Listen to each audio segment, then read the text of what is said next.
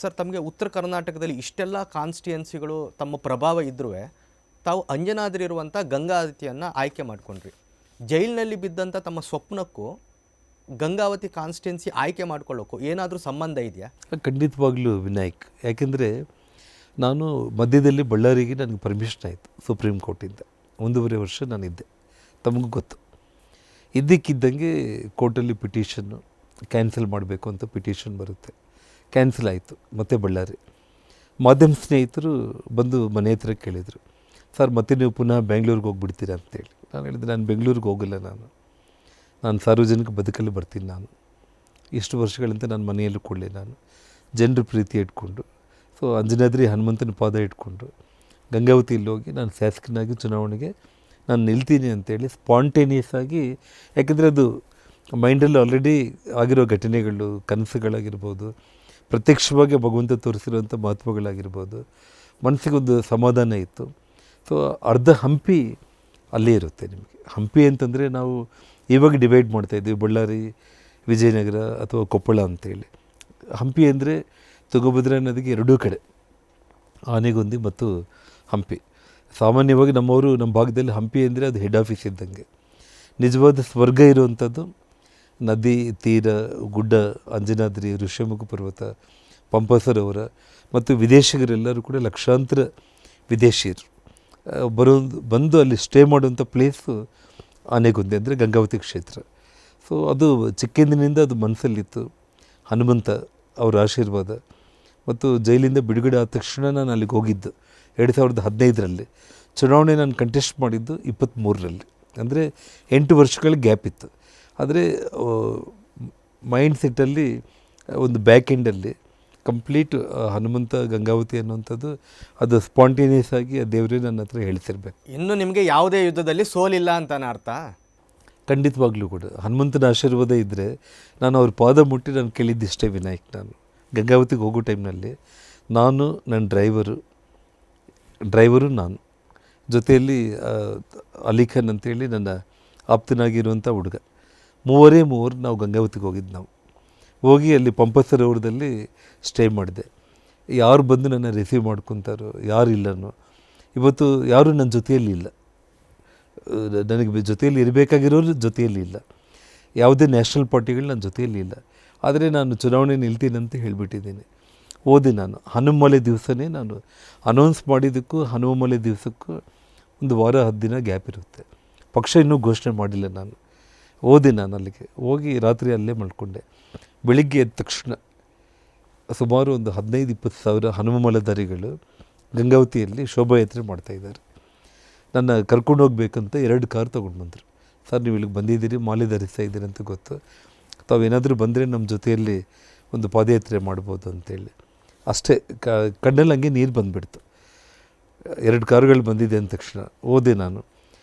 15,000-20 ಸಾವಿರ ಹನುಮಮಲಧಾರಿಗಳು ಕೂಡ ತೋರಿಸಿದ್ದು ಪ್ರೀತಿ. ಅಷ್ಟು ಮಂದಿ ಕೂಡ 5-6 ಕಿಲೋಮೀಟ್ರ್ ಪಾದಯಾತ್ರೆಯಲ್ಲಿ ಫೋಟೋಸ್ ತಗೊಂಡು ಅವರು ತೋರಿಸಿರೋ ಅದನ್ನು ನೋಡಿ ನನಗಿನ್ನು ತಡ್ಕೊಳ್ಳೋಕ್ಕಾಗಲಿಲ್ಲ. ಸೊ ಧೈರ್ಯ ಬಂತು. ಆಮೇಲೆ ಗುಡ್ಡ ಹತ್ತಾ ಇದ್ದೇನೆ. ಕನಿಷ್ಠ ಒಂದು 2 ಲಕ್ಷ ಜನ ಇರ್ತಾರೆ ಅವತ್ತು ಕ್ರೌಡ್. ಆ 2 ಲಕ್ಷ ಜನಗಳನ್ನ ಅಟೆಂಡ್ ಅಂದರೆ ಒಂದು 10-20 ಸಾವಿರ ಜನ ಮೀಟ್ ಆಗಿರ್ಬೋದು ನಾನು ಗುಡ್ಡ ಹತ್ತಿ ಇಳಿಯೋ ಟೈಮ್ನಲ್ಲಿ. ಅಷ್ಟು ಮಂದಿ ತೋರಿಸಿದ ಪ್ರೀತಿ. ಆಮೇಲೆ ಶ್ರೀಮತಿ ಹೋಗಿ ಮನೆ ತೊಗೊಂಡ್ರೆ ಗೃಹ ಪ್ರವೇಶ ಆಯಿತೋ ಇಲ್ಲೋ ನಿಮಗೆ, ಸಾಯಂಕಾಲಕ್ಕೆ ನೀವು ಅಲ್ಲಿ ಸೀನ್ ನೋಡಬೇಕಾಗಿತ್ತು. ಏನಿಲ್ಲ ಅಂದರೆ ಒಂದು 10,000 ಜನ ಕಂಪ್ಲೀಟ್ ಕ್ರೌಡ್ ನನ್ನ ನೋಡ್ಲಿಕ್ಕೆ ಅಂತೇಳಿ. ಸರ್ ನೀವು ಗ್ಯಾರಂಟಿ ನಿಲ್ತೀರಾ ಸರ್? ನಾವು BJP ಅವರು, ನಾವು ಕಾಂಗ್ರೆಸ್ ಅವರು, ನಾವು ಆ ಪಾರ್ಟಿ ಈ ಪಾರ್ಟಿ, ನಾವು ನಿಮ್ಮ ಜೊತೆ ಬರ್ತೀವಿ ಸರ್, ನೀವು ಧೈರ್ಯವಾಗಿ ಬರ್ರಿ ಸರ್, ನೀವು ನಿಲ್ರಿ ಸರ್ ಅಂತ. ಇನ್ನೂ ಪಾರ್ಟಿ ಅನೌನ್ಸ್ ಮಾಡಿದ್ದಿಲ್ಲ ನಾನು. ಆ್ಯಕ್ಚುಲಿ ಡಿಸೆಂಬರ್ 5, 6, 7 ಆಗಿದ್ದ ಘಟನೆ ನಾನು ಹೇಳ್ತಾ ಇರೋದು. ಅಂದರೆ ದೇವರು ಇದ್ದಾನೆ ಅನ್ನೋದಕ್ಕೆ ಇನ್ನು ಇದಕ್ಕಿಂತ ನಾನು ಏನು ಹೇಳಬೇಕು ಹೇಳಿ ನಿಮಗೆ. ಸೊ ಆ ಪಾದ ಇಟ್ಕೊಂಡು ಒಂದು ಮಾತು ಹೇಳಿದೆ. ಆ ರಾಮ ಲಕ್ಷ್ಮಣರನ್ನ ಅಂಜನಾದ್ರಿಯಲ್ಲಿ ರಾಮ-ಲಕ್ಷ್ಮಣರು ಚಾತುರ್ಮಾಸ 4 ತಿಂಗಳಲ್ಲಿ ಚಾತುರ್ಮಾಸ ವ್ರತ ಮಾಡಿರುವಂಥದ್ದು.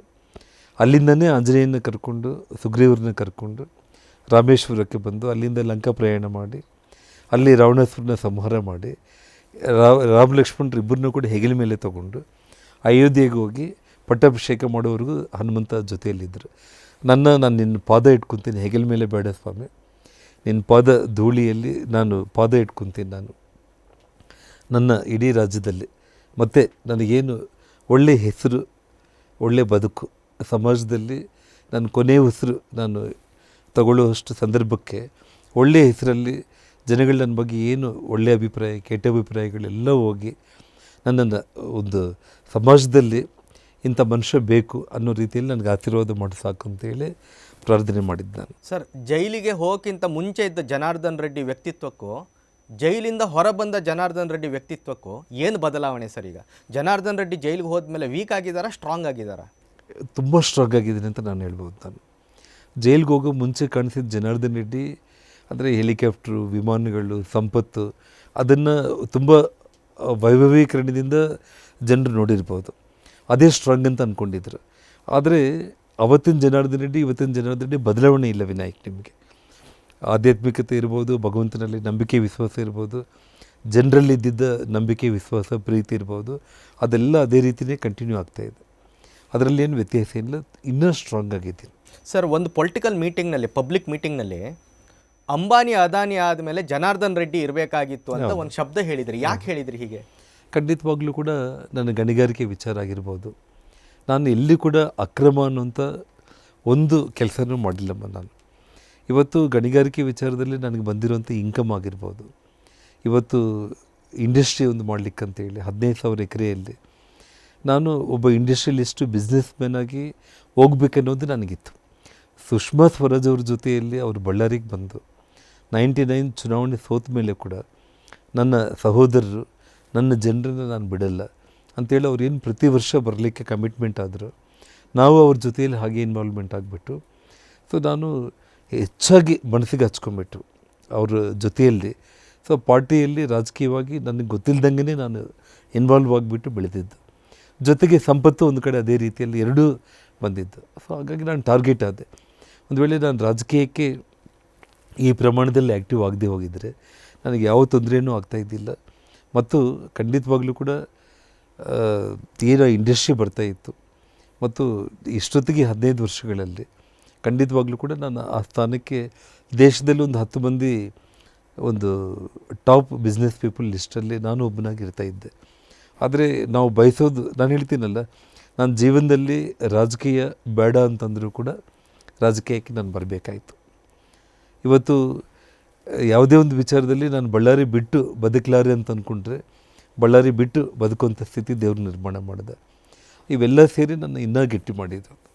ಸರ್, ತಮ್ಮ ಮನೆ ಇದೀಗ ಮುರಿದು ಮನೆ ಅಂತ ಹೇಳ್ತಾರೆ. ತಾವು 3 ಜನ ಅಣ್ಣ ತಮ್ಮಂದ್ರು ಈಗ ದಾಯಾದಿಗಳಾಗಿದ್ದಾರೆ ಅಂತ ಈ ಥರದ ಟಾಕ್ಸ್ ಇದೆ ಸರ್, ನಿಜಾನ? ಒಂದಂತೂ ಸತ್ಯ. ಇವತ್ತು ನಾವೇನು ಮಹಾಭಾರತ ನಮ್ಮ ಕಣ್ಣು ಮುಂದೆ ಯಾಕೆ ಇಟ್ಕೊಳ್ತೀವಿ? ನಾವು ಹುಡ್ತಾ ಅಣ್ಣ ತಮ್ಮಂದಿರು, ಬೆಳೀತಾ ಬೆಳೀತಾ ದಾಯಾದಿಗಳಂತೇಳಿ.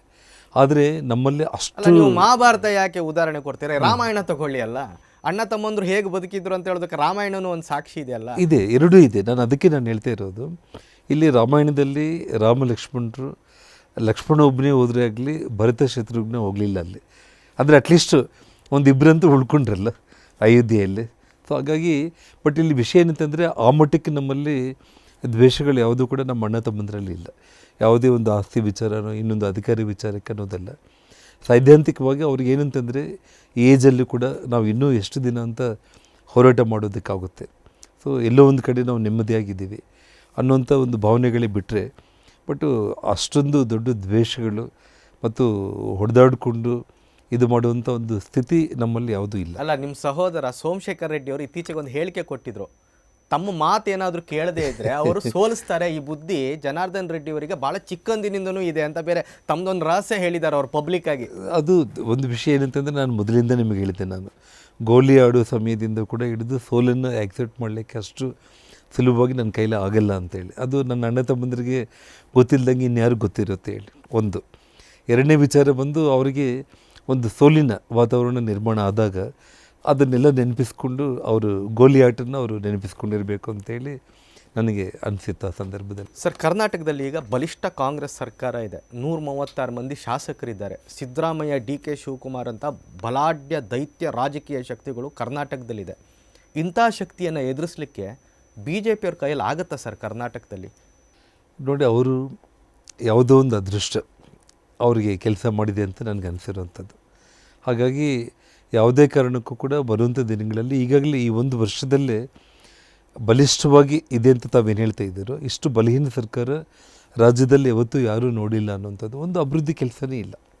ತಾವೇ ಹೇಳಿ ನನಗೆ ಒಂದು ಅಭಿವೃದ್ಧಿ ಕೆಲಸಕ್ಕೆ ಅವರು ಬುನಾದಿ ಹಾಕಿದ್ದಾರೆ ಅನ್ನೋದೇ ಇಲ್ಲ. ನಮಗೆ ಜನಾಶೀರ್ವಾದ ಇದೆ, ಗ್ಯಾರಂಟಿಯೇ ನಮ್ಮ ಸರ್ಕಾರದ ಶಕ್ತಿ ಅಂತಾರೆ ಅವರು. ಅದಕ್ಕೆ ತಾವು ಯಾವುದಾದ್ರೂ ಒಂದು ಗ್ರಾಮಕ್ಕೆ ಹೋಗ್ಬಿಟ್ಟು 5 ಗ್ಯಾರಂಟಿಗಳ ಬಗ್ಗೆ 1,000 ಜನಸಂಖ್ಯೆ ಇರೋ ಹಳ್ಳಿಗೆ ಹೋಗ್ಬಿಟ್ಟು ಎಲ್ಲ ಜನರನ್ನು ಒಂದು ಕಡೆ ಸೇರಿಸಿ ಆ 5 ಗ್ಯಾರಂಟಿಗಳು ಎಷ್ಟು ಮಾತ್ರ ಜನರಿಗೆ ತಲುಪ್ತಾ ಇದೆ, ಒಂದು 20% ಜನಗಳಿಗೆ ತಲುಪ್ತಾ ಇದೆ ಅಂತೇಳಿ ತಾವು ಮೀಡಿಯಾದವರೇ ತಾವು ನೇರವಾಗಿ ಕ್ಯಾಮ್ರಾ ತಗೊಂಡೋಗಿ ಸಾರ್ವಜನಿಕರಲ್ಲಿ ಒಂದು ಗುಂಪನ್ನು ಮಾಡಿ ತಾವೇ ಟೆಸ್ಟ್ ಮಾಡಿ.